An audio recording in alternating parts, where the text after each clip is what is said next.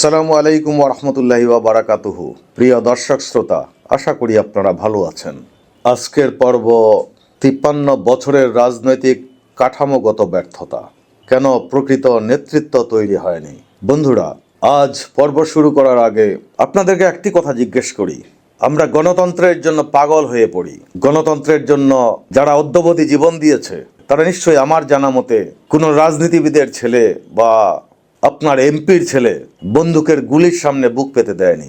আপনার নিজেকে জিজ্ঞেস করুন, হাজার হাজার যারা গণতন্ত্র রক্ষার্থে জীবন দিয়েছে সেই 1969 সাল থেকে 2024 সাল পর্যন্ত, তারা নেহায়েতি আপনার আমার মতো লোকজনের সন্তান। সে রিক্সাওয়ালাই হোক, যাদের আমরা বলি টোকাই, তারাই হোক, তারা মৃত্যুবরণ করেছে। ডাক্তার মৃত্যুবরণ করেছে, ইঞ্জিনিয়ার মৃত্যুবরণ করেছে। ঢাকা বিশ্ববিদ্যালয় বা অন্যান্য বিশ্ববিদ্যালয়ে অনেক ছাত্রই তাদের জীবন আত্মাহুতি দিয়েছে। Who is benefited? তার ফল কি আসলে? নাথিং, কোনো ফল নেই। বাংলাদেশে যেসব স্ট্রং পলিটিক্যাল পার্টি রয়েছে আপনারা সবাই জানেন। আমি লোকজনকে জিজ্ঞেস করি, ভাই এবার কোথায় ভোট দেবেন?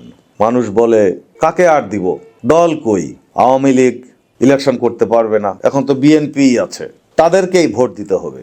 এবং অনেকেই বলছে জামাতকেই ভোট দেব। দুদলকেই তো দেখেছি। বাংলাদেশের ভোটারদের এটি সবচেয়ে মস্ত বড় ভুল। আমি সাধারণ জনগণের জন্য কথা বলছি। আপনারা ভেবে দেখুন, আপনি যাকেই ভোট দেবেন তাদের মতাদর্শ কি আসলে। আপনি আমেরিকা বলুন বা উন্নত বিশ্বের যে কোনো দেশই বলুন, দল ঠিকই আছে কিন্তু নেতা দেখে ওরা ভোট দেয়। আপনারা জানার চেষ্টা করুন। আমাদের সময় এসেছে দল দেখে নয়, নেতা দেখে ভোট দেওয়ার। বলবেন কিভাবে? উন্নত বিশ্বে যদি হয় বাংলাদেশেও হতে হবে। গত ৫৩ বছর আমরা যেভাবে অরক্ষিত হয়ে পড়েছি, এটাকে ব্যাখ্যা করার মতো কোনো ভাষা নেই। কিছু মানুষ এ দলের নেশায়, কিছু মানুষ সে দলের নেশায় সাংঘাতিকভাবে আসক্ত। তাদের নেশা থেকে বের হয়ে আসতে হবে। নিশ্চয়ই সবাই দলের সুযোগ পান না। শুধু অন্ধের মতো ভোট দেন, অন্ধের মতো সমর্থন করেন। এটা শুধু আপনার ভবিষ্যৎ নয়, এটা আপনার প্রজন্ম এবং দেশের ভবিষ্যৎ ধ্বংস করার চিন্তা। আমাদেরকে রাস্তা বেছে নিতে হবে। আপনি যদি সত্যি ভোট দেওয়ার মতো সুযোগ পান, ভোট যদি একটি আমানত হিসাবে বিবেচনা করেন, তাহলে আপনি কাকে ভোট দিবেন? বলবেন যে দলকে ভোট দিবেন। দলকে ভোট দিয়ে আপনার লাভ কি আসলে? কোনো লাভ নেই। যদি যোগ্য, সৎ কোনো ব্যক্তিত্ব বেছে নেন, সেই লোক অন্তত আপনাকে চিট করবে না। কারণ আপনি জানেন তার চুরি করার দরকার নেই, সে আপনার সঙ্গে খারাপ ব্যবহার করবে না, আপনার কোনো ক্ষতি করবে না। এটি গুরুত্ব সহকারে আপনাকে আমাকে দেখতে হবে। এটা এখন দেখার সময়। বলবেন তাহলে কাকে ভোট দেব, নেতা কই? আমি আজকের পর্বে সেই ব্যাখ্যাটি করার চেষ্টা করব আপনাদের সামনে। আপনি নিশ্চয়ই চান না আপনার ভবিষ্যৎ প্রজন্ম ক্ষমতায় থাকলে ভালো, ক্ষমতা চলে গেলে জেলখানায় যাক অথবা তার জীবন পঙ্গু হয়ে যায়। আমাদের মতো সাধারণ লোকজন বা আমাদের সন্তানরা আবার জীবন দিক। যে দলে আসুক তাদেরকে আসতে হবে একটি মতাদর্শ নিয়ে। কোনো মতাদর্শ নেই মানে আপনার আমার ভবিষ্যৎ, দেশের ভবিষ্যৎ শূন্য। এটা এখনই ভাবার সময়। এই চাবি একমাত্র আপনার হাতে। এখন পর্যন্ত কোনো দলই তাদের কোনো দর্শন বা গবেষণা লব্ধ কোনো রাস্তা জাতিকে দেখাতে পারেনি। আমার কথাগুলি নিশ্চয়ই আপনাদের খারাপ লাগবে, এগুলি ভালো লাগার কথা নয়। কিন্তু এখন আপনাকে ভাবতে হবে। আমার সঙ্গে থাকুন, পুরো ভিডিওটি দেখুন। আপনাদের সামনে বাংলাদেশের সবচেয়ে বড় রাজনৈতিক বাস্তবতা তুলে ধরার চেষ্টা করব। ৫৩ বছর পরে আজ ভরসা করার মতো আমাদের সামনে নেতা কই? আমরা কি নেতা তৈরি করতে পেরেছি? বা কেউ নেতা তৈরি হওয়ার চেষ্টা কি করেছে? আমার হিসেবে মোটেও নয়। এটা দলবাজির কথা নয়, এটা কাউকে ছোট করে দেখার কথা নয়। এটা রাষ্ট্রের কাঠামোগত ব্যর্থতার বিশ্লেষণ। এই ৭টি কারণ আপনি না বুঝলে নেতা তো তৈরি করতে পারবেনই না। দেশকে আপনি ধীরে ধীরে অন্ধকারের দিকে ঠেলে দিচ্ছেন। যে দলেই করুন, জানার চেষ্টা করুন।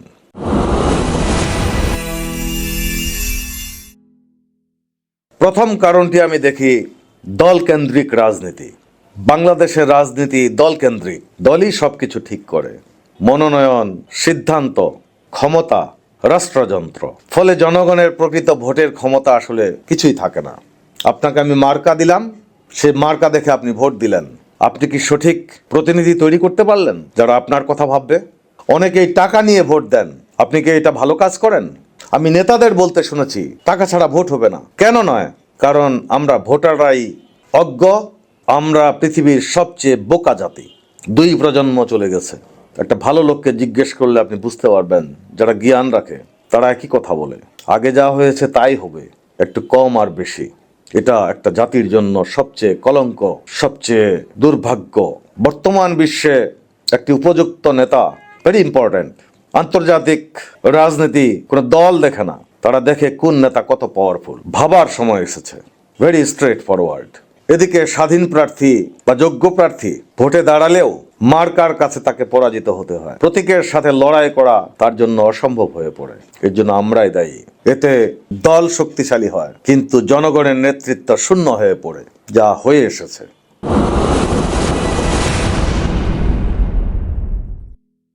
দলের ভেতরে গণতন্ত্রের অভাব, এটা আরেকটি ভয়ঙ্কর বিষয়।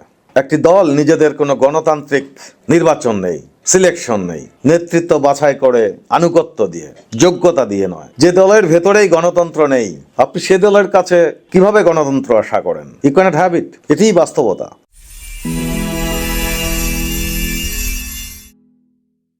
নো লিডারশিপ পাইপলাইন, নেতৃত্ব বিকাশের নির্দিষ্ট কোনো পথ নেই। উন্নত দেশগুলি যদি দেখেন, সেখানে নেতৃত্ব আসে ধাপে ধাপে। স্থানীয় সরকার, সিটি সরকার, তারপরে জাতীয় সরকার। বেশিরভাগ ক্ষেত্রেই বাংলাদেশে নেতৃত্ব আসে দলের অফিস থেকে। আপনাকে কখনো কেউ জিজ্ঞেস করেছে এই লোকটি এখানে নেতা হলে বা এই দলের নেতা হলে আপনাদের মতামত কি? কখনোই না। সুতরাং আপনার পছন্দ আপনি কাজে লাগাতে পারছেন না, আপনাকে দলের পছন্দ মতোই ভোট দিতে হচ্ছে। It will never help, never. এখানে কেউ কাউন্সিলর থেকে এমপি হয় না, তাহলে জনগণ থেকে উঠে আসা নেতার সংখ্যা খুবই কম। আপনি নিশ্চয়ই একমত হবেন। কিন্তু দলের কাছে বিশ্বস্ত থাকলে এক লাফেই নেতা হওয়া যায়।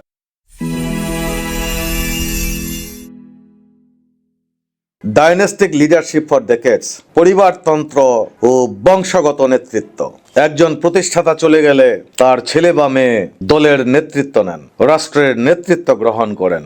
এর মানে নতুন নেতৃত্ব তৈরির কোনো অবকাশ নেই, কোনো রাস্তা নেই। এটা লিডারশিপ নয়, এটা ইনহেরিটেন্স। একটি দল পরিবার দিয়ে চলতে পারে, কিন্তু একটি জাতি কখনোই পারে না। আপনাকে বিশ্বাস করতে হবে। ভোটাররা শুধু দল নির্ভর পছন্দই পান। আমরা বাংলাদেশিরা ভোট দেই, অনেক সময় ভোটও দেওয়ার সুযোগ মেলে না। মূলত আমরা কোনো প্রার্থী বেছে নেওয়ার সুযোগ বা অধিকার পাই না।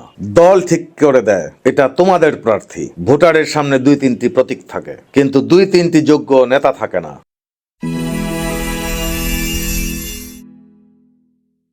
যোগ্য নেতা তৈরির কোনো জাতীয় ব্যবস্থা নেই। এদেশে ডাক্তার তৈরির সিস্টেম আছে, প্রকৌশলী তৈরির সিস্টেম আছে, বড় প্রশাসক তৈরির রয়েছে, কিন্তু একজন সৎ, জ্ঞানী, দক্ষ জাতীয় নেতা তৈরির কোনো সিস্টেম নেই। এটা নিশ্চয়ই লজ্জার ব্যাপার। না আছে লিডারশিপ একাডেমি, না আছে গ্রুমিং স্ট্রাকচার, না আছে পলিসি স্কুল। চৌধুরীর সন্তান চৌধুরী হতে পারে, কিন্তু আমরা যদি মনে করি নেতার সন্তান সহজে নেতা হবে, এই ভাবনা সবচেয়ে বড় বোকামির ফসল। এই আধুনিক পৃথিবীতে বেঁচে থাকার জন্য যে ক্ষমতা যোগ্যতা দরকার, একটা নেতারও সেই ক্ষমতা যোগ্যতা থাকা উচিত। Otherwise he will fail to lead the country, of course. ফলে রাজনীতি দক্ষ মানুষ নেওয়ার কোনো সুযোগ নেই, দলীয় মানুষকে নেয়। তাদের ব্যাকগ্রাউন্ড আপনারা নিজেরা নিজ নিজ এলাকা থেকে ভালো বলতে পারবেন।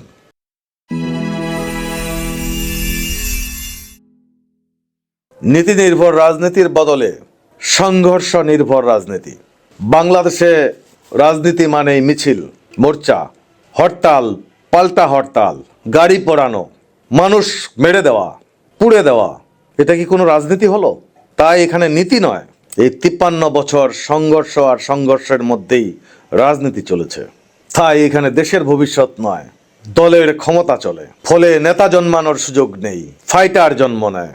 তাই কোনো পলিসি নেই, কোনো মতাদর্শ নেই, সংঘর্ষ আছে।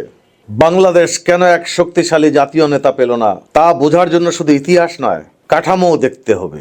এই 7টি কাঠামোগত ব্যর্থতা না বদলালে নেতৃত্ব পাওয়া মোটেও সম্ভব নয়। দল আসবে, দল যাবে, কিন্তু দেশ একই জায়গায় ঘুরপাক খাবে, খাচ্ছেও তাই। 53 বছরের সত্য হলো বিভিন্ন দল বিভিন্নভাবে শক্তিশালী হয়েছে, কিন্তু নেতৃত্ব জন্মায়নি। এটাই আমাদের জাতীয় সংকট। পরবর্তী পর্বে ভোট কাকে দেব, কেন দেব, এ নিয়ে আলোচনা করার চেষ্টা করব। ততক্ষণ ভালো থাকুন, সুস্থ থাকুন, সততার সঙ্গে থাকুন, আর বিল্ড দ্য নেশনের পক্ষেই থাকুন। আসসালামু আলাইকুম ওয়া রাহমাতুল্লাহি ওয়া বারাকাতুহু।